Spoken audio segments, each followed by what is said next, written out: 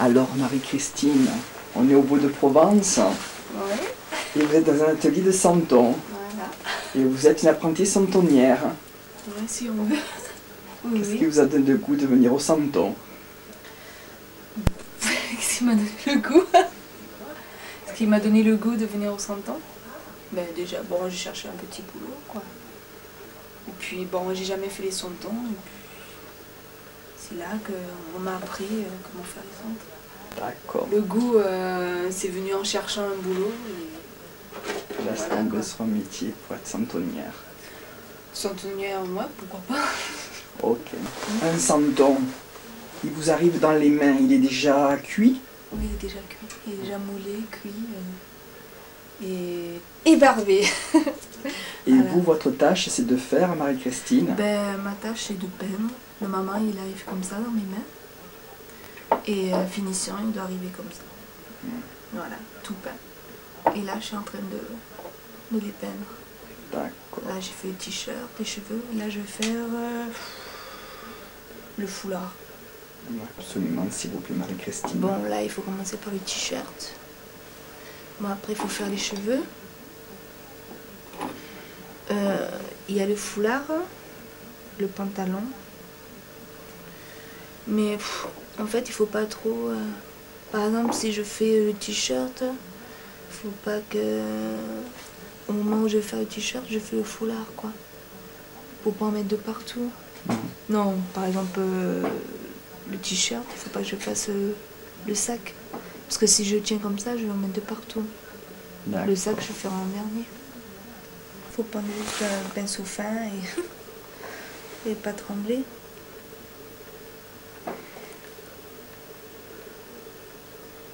Il faut bien maîtriser son outil. Voilà.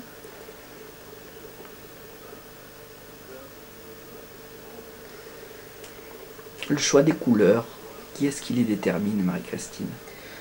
Ben déjà, c'est pas moi. C'est bon, il a été fait comme ça, je dois suivre le choix des couleurs.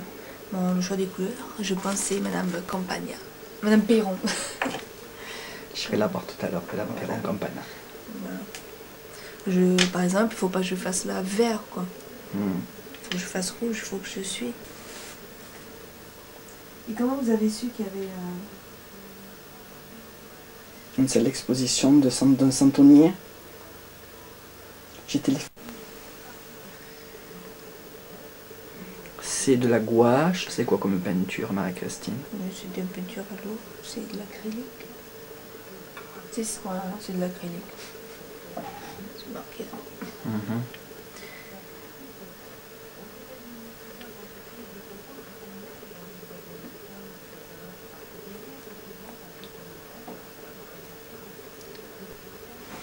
Concernant le temps de séchage, comment vous faites, Marie-Christine? Vous en faites une dizaine à peu près ensemble? Voilà. Et à chaque fois que j'en ai terminé un, j'en mets un de côté, je reprends un autre et je refais le foulard. Bon, ça doit prendre 2 minutes de session. Je pense. Hein. Non, c'est pas long, hein. C'est rapide. Vous avez un peu des santons un peu qui sortent un peu de l'ordinaire éventuellement cette année?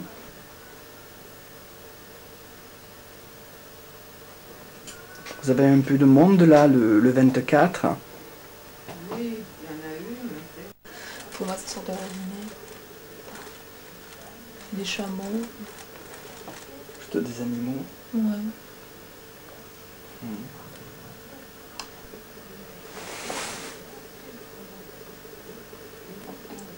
Vous avez une formation artistique éventuellement, Marie-Christine? Non, non. Non, pas de formation.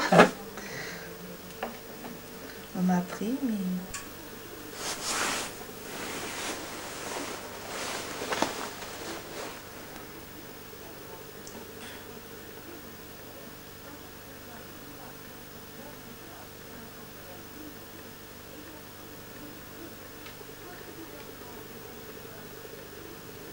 Vous êtes là depuis combien de temps, Marie-Christine? Ça fait 3 mois. Et depuis 3 mois, vous préparez les santons, vous faites la peinture. Oh, je peins, je fais de la couture, j'habille. Voilà. ça, sans au miel. Non, c'est ceux qui sont à côté du café. Hein? Au miel, à côté du café, il y en a. Cela, il y a quelque chose dedans, du genre de pain, tu sais. Tout, quoi. J'aime bien changer. Moi, j'aime bien habiller, peindre, couture. Mais j'aime bien alterner. Parce que sinon, à un moment, ça vous sort des yeux, quoi. C'est pour ça qu'il faut vraiment changer Il faut pour que ce changer un soit peu. bien dynamique. Sinon, j'aime tout.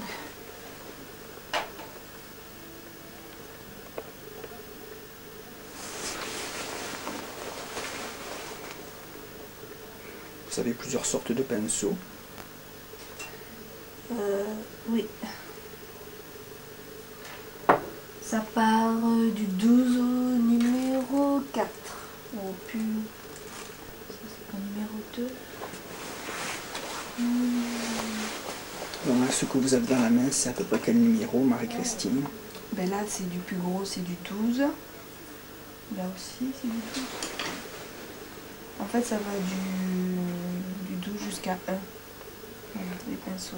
Et ils sont faits, la grosseur du pinceau, vous faites quoi exactement? Le petit, je suppose, c'est pour les yeux, mais les Les autres, yeux. c'est quoi exactement, Il y en a Marie-Christine? pour les cheveux, pour les cravates, les petits motifs des chaussettes. Il y a quoi encore? Pour faire les fleurs. Voilà, les motifs qui sont très durs à faire. Mais sur les étagères, on voit bien les motifs. D'accord.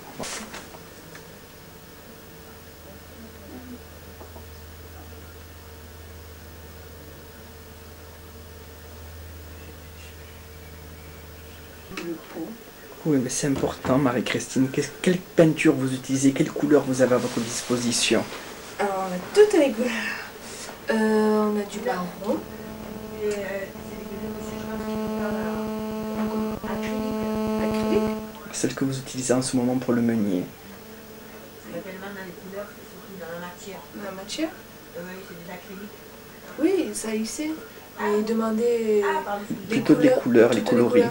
Ben, il y a du brun velours, c'est pour les cheveux. Il y a du rouge, il y a du jaune. Il y a la couleur chair. Voilà, ça ressemble à ça. La couleur chair. D'accord. Voilà, pour faire le visage et les mains.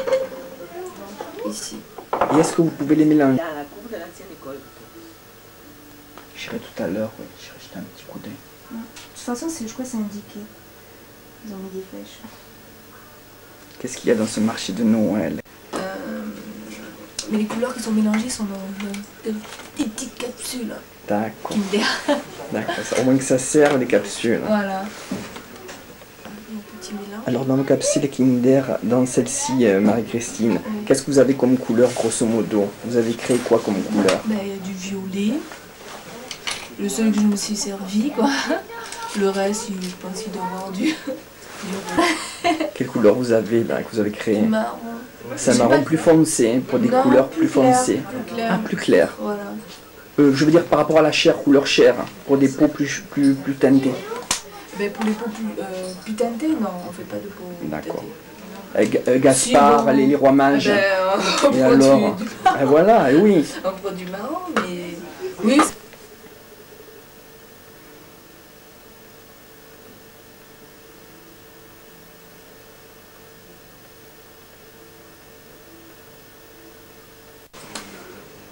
il y avait un violet, il était magnifique, et c'est une couleur qu'il avait créée. C'était pas moi, c'était le fils du patron. Je sais pas si c'est celui-là.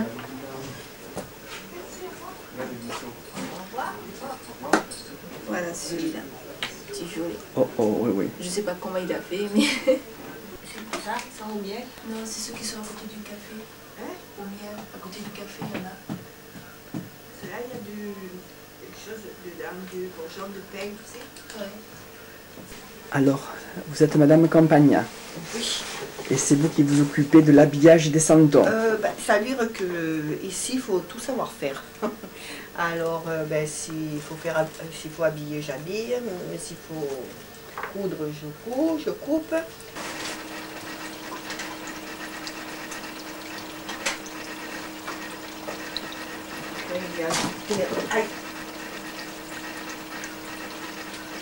Spécialement, mais c'est que personne ne veut encore le faire. Ils ne se sentent pas trop le courage d'attaquer des yeux, des bouches. Il faut leur donner un ton expressif et puis bon, une fois qu'on a...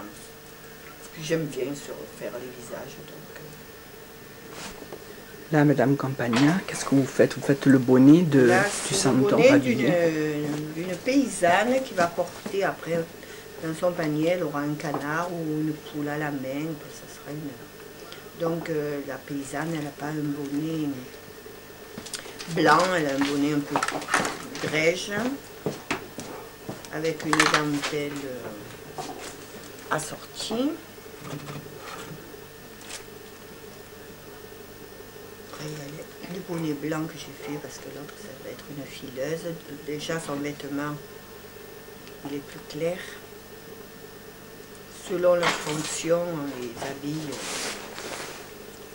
en clair ou en foncé.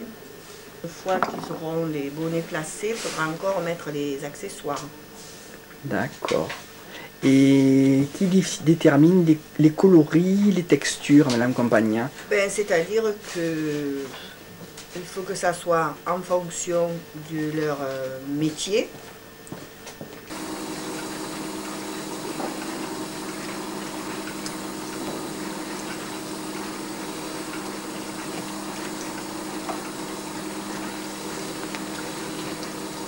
Par rapport à la boulangère qui va vendre son pain ou la poissonnière dans la tradition. Là, c'est la poissonnière. Alors, il manque ses poissons.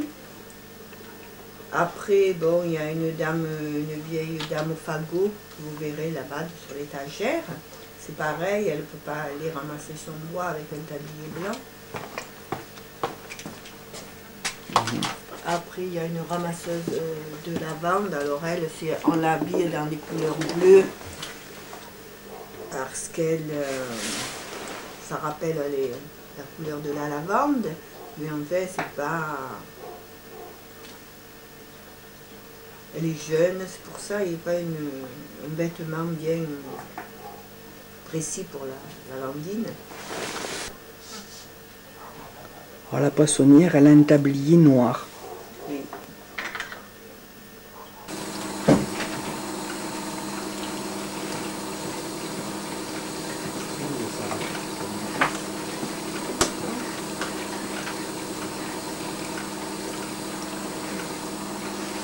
Ça se place dans une crèche. Alors on a ajouté des couleurs plus criardes et un peu plus clair, un peu plus un peu plus dynamique. Voilà. Alors les vêtements sont piqués à la machine et ils sont montés sur le santon entièrement. On peut déshabiller le santon et les vêtements sont faits comme pour nous. Hein. C'est pas collé sur le santon. Est-ce qu'il vous arrive qu'on vous demande de restaurer, de remplacer une étoffe d'un santon? Oui, souvent. Souvent, on nous demande de raviver un peu les anciens. Quelquefois, on a pas mal de surprises quand ce n'est pas les nôtres.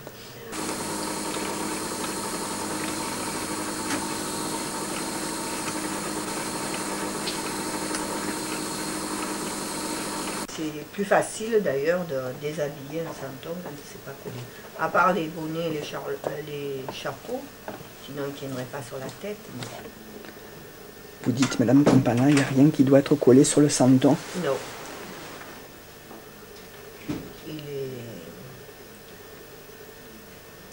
Il est entièrement habillé. Entièrement comme... oui, oui.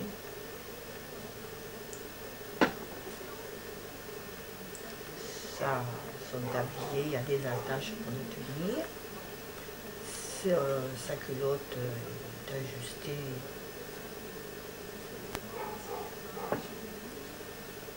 À la taille, donc on n'a qu'à découdre, on fait défaire le fil qui le tient et puis après on peut le remplacer plus facilement. Madame Campagna, est-ce que vous connaissez un peu l'origine des santons? Alors l'origine des santons, ça remonte après la Révolution. On avait interdit tout ce qui était religieux Et c'est un sculpteur marseillais, M. Laniel, qui a créé des petits personnages en terre cuite qui représentaient les Provençaux, qui allaient porter des présents vers la nativité. Mais la nativité, ça restait toujours imaginaire, ça s'est passé à Bethléem. Et nos petits Provençaux allaient porter donc ces présents jusque là-bas. Et puis d'ailleurs, c'est pour ça qu'on en a fait des petits saints. D'où le provençal santum qui vient de saint.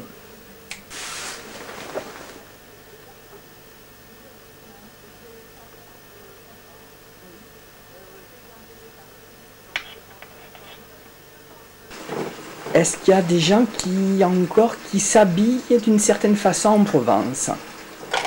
D'une façon peut-être traditionnelle? Est-ce que ça existe? Oui, pour la nuit de Noël, sur les baux, il y a quelques personnes du village qui s'habillent pour faire la fête de Noël, la messe de minuit. Sinon, sur les baux, malheureusement, il n'y a plus personne qui a adopté ça, parce que ce sont surtout des gens qui sont d'ailleurs et ils ne portent pas l'habit traditionnel. Il faut aller vraiment en pays d'Arles pour retrouver des Arlésiennes. Nous, l'été, avec une de mes employées, on a adopté une tenue pour faire un peu de l'animation, je dirais. D'accord. Mais c'est vrai que c'est pas tellement pratique de travailler en grande jupe provençale parce que ça demande de la place. D'accord. Peut-être, Madame Campana, peut-être penseriez-vous éventuellement qu'on pourrait utiliser les étoffes traditionnelles pour faire des vêtements modernes? Pourquoi pas des joggings avec des tissus arlésiens? Oui, bien sûr, ça serait même très joli.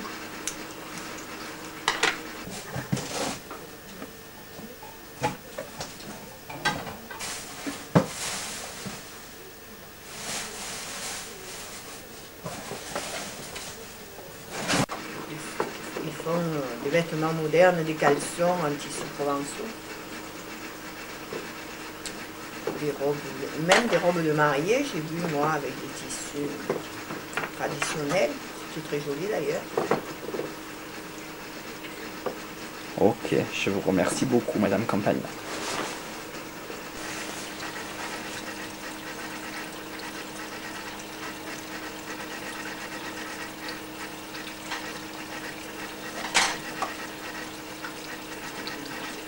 On ne voit pas là.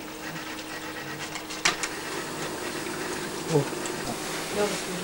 J'ai les rois. Est-ce que vous voulez que je vous les sorte? On les met. Oh, ça serait rigolo.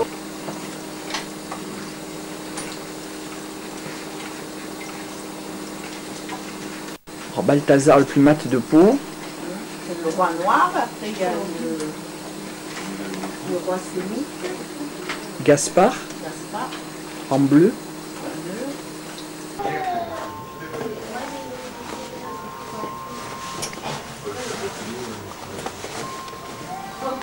Allez,